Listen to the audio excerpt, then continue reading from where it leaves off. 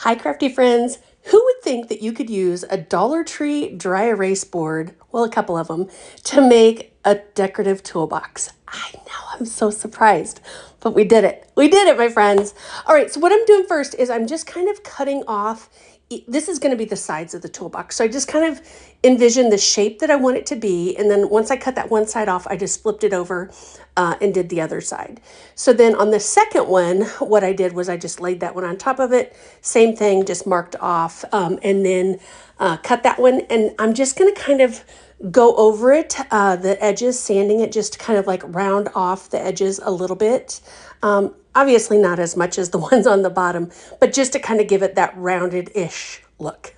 Rounded-ish. I think that's a word. Okay, so once we get that all done, then we are going to use a third board, and I cut it in half, and now I'm going to cut the handle off because we're going to use these as our sides.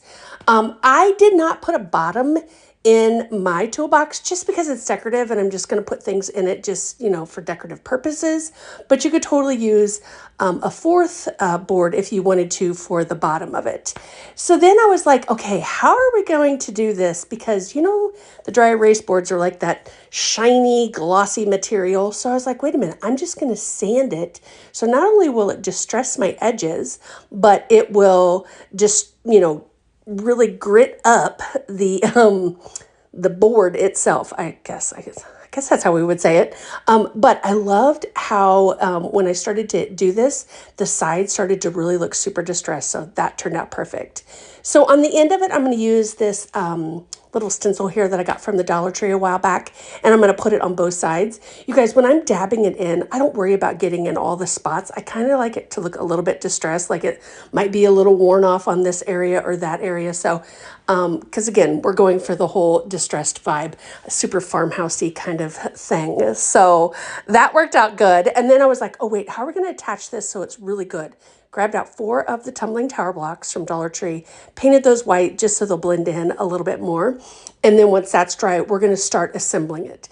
Now, again, this is purely decorative, so I'm just using hot glue. If you wanted to use E6000, you could totally do that. But what I did first was I just took one of the blocks and along the sides, I just kind of hot glued it right on there, right up on the edge.